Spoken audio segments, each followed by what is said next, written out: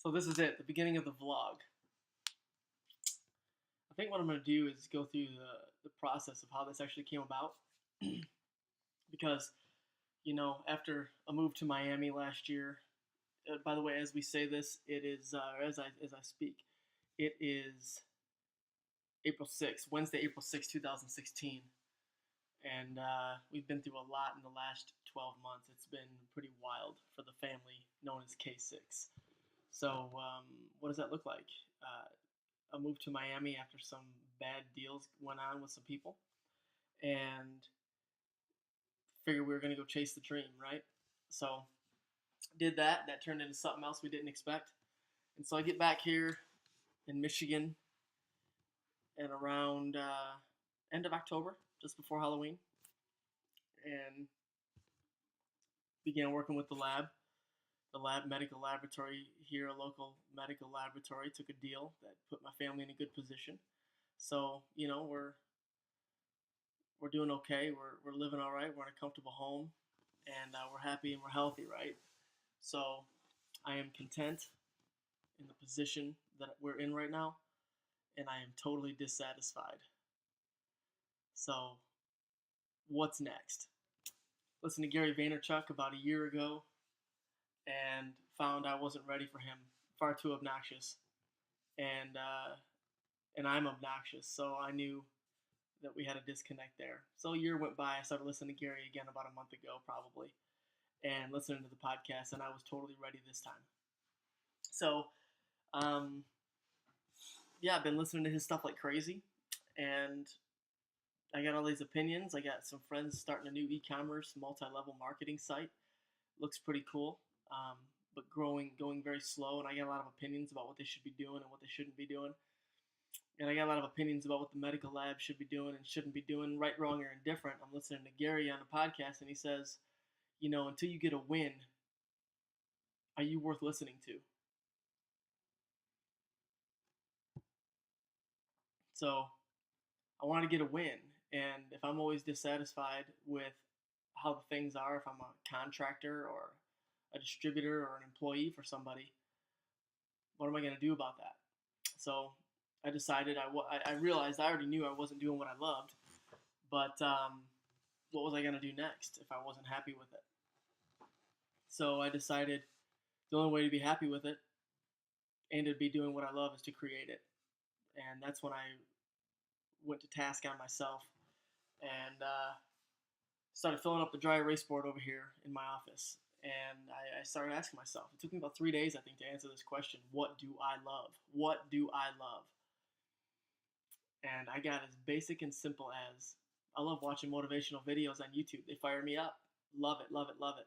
But then even more specifically, I love reading and watching interviews of great people who've succeeded. Doesn't matter the field. It's irrelevant to me. I love learning the mindset of a champion and an artist, and someone who just doesn't, the idea of quitting, it's not that they would never, it's that it truly isn't an option on the menu of life to quit something. It's like, yeah, we know that people do, but I'd rather stop breathing. I'd rather be dead than quit something that I was trying to get done for my family, my friends, and for the world.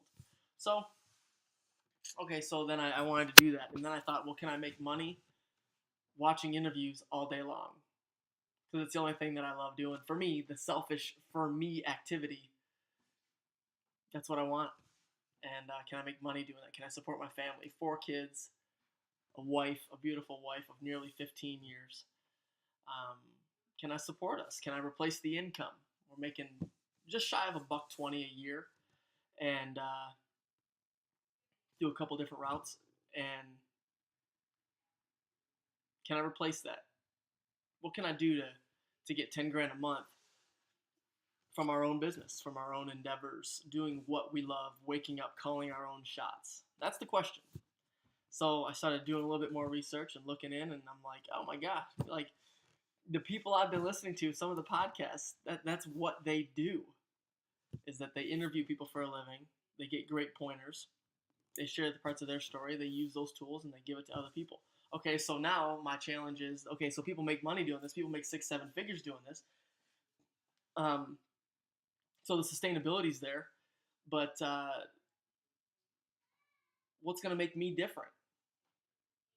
So I went through a little exercise, and starting at 14 years old up until right now, I wrote down quick quick highlight list. Took me 10 minutes to do it, of victories and some losses and some bad turns in my life, mostly related to poor choices, decisions, and being around the poor association. So I got that done, and then I made a list of about a half a dozen people that I would interview at first, and they're located around the world, from India to Trinidad to the United States, and just that initial half dozen. And then I thought, okay, so I can get their stories, and I need to get out there and tell mine. But my differentiator, and I believe this with my whole heart, is my story. And truly, it's my story. Now, it's not just because we all have a story and every one of our stories is unique. I truly believe that my story is worth telling to billions of people and inspiring them to change their life. And where does that come from? It's not just bravado, right? I do believe it strongly, but I've spoken to multiple groups of different genres, from the military to adolescent educational academies to small businesses to multi-million-dollar companies. I have some decent experience speaking, some paid, some not paid. But every time I got done speaking, my life, I felt lit on fire because of the response that the audience would give me afterwards, as we would talk about a woman's mother who was a drug addict, or the brother that couldn't find his way and has been lost for a few years, or the person who themselves was trying to find a way just to raise a couple kids and get to a better life for their family.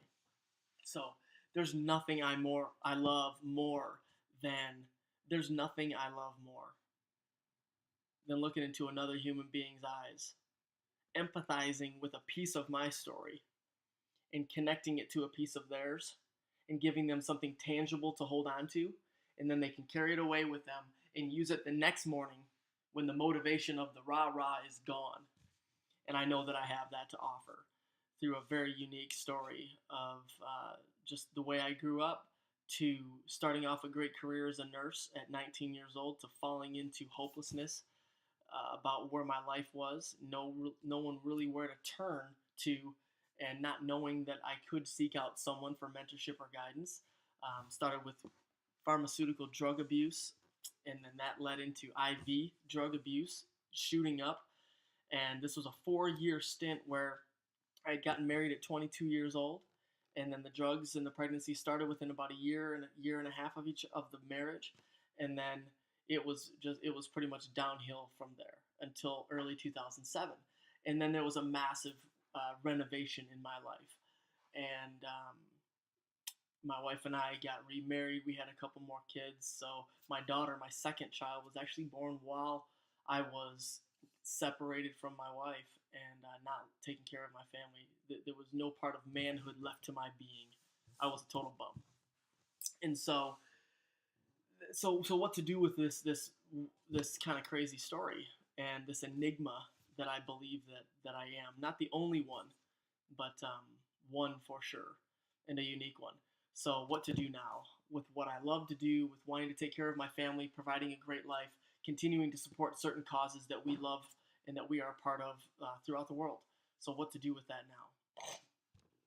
Well, I think that this being my first video log, and I got to get it edited. I don't even know how to, the software, I'm still looking, I don't even know how to edit video. And so this is really the first take, and I just happened to kind of click the photo booth app and fire up the video.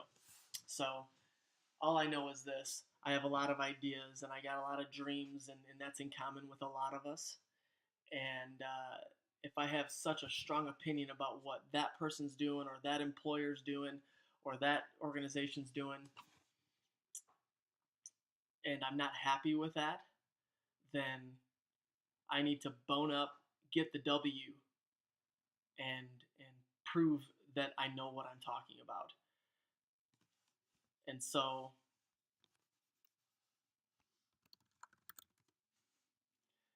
that's what it is. And I just had a screensaver take over, so I have to prove what I'm talking about. So I got to get slick with it. I got to get smooth with it, but I really don't care. My plan is to journal this journey from full-time salaried employment that I currently have to total complete entrepreneurial victory. It just so happens in the same week, my wife is starting an endeavor of her own. She's a I almost said single mom. No, that's a long time ago. So uh, she's gonna start her own endeavor. I'm gonna support her with it. We are gonna have office hours, which are pretty much gonna be 8:30 until 12:30, 2:30. Who knows what it could be? But we do know that her as a stay-at-home mom has larger ambitions than just being defined by her motherhood or her wifehood, her role as a wife and a mom or a daughter. And I want her to pursue it. I want her to exploit it. And I want to be able to help her do that. And as we do our own endeavors at the same time, um, I just think it's going to be an awesome journey to document on video. And I think I'm going to do quick Snapchats, quick selfie videos, and put them through various apps, whether it's Snapchat or Instagram or Anchor for the audio or whatever it is. I think it'd be a really cool process to document this on video, this entire process, and see how long it takes, and see the struggles. And don't be scared to show you guys when I have a cold sore on my lip, or if I got the flu, or if I'm dog tired, or I just got shut down from a deal that I was trying to set up. Whatever it is. I'm not gonna allow myself to just portray the pretty route of what this is, because what we always see in entrepreneurial, whether it's motivational videos or quote graphics or whatever else on Twitter or Facebook or wherever, what we always see is the Lambo parked up against the ocean with some "I outwork you" or "who's got my money" in the front of the private jet. It's all great. It's all fantastic, but it's not real. And it's real for part of the ones who blow up and get it big, which hopefully will become one of those stories, right? That part can be real for sure, and it is real for some. But I know already, after 9 years of trying to chase a dream of freedom, of financial freedom, that what I don't see is people documenting and showing the suck that trying to become free is. And I am telling you, if you're watching this and you are in the process, you know what I'm saying. And if you're watching this and you're thinking about starting a business or quitting a job and chasing the dream and you've never done it before, you better understand one thing. It is going to suck and you are going to fail. Way more than you succeed. Take it to the bank. It is what it is.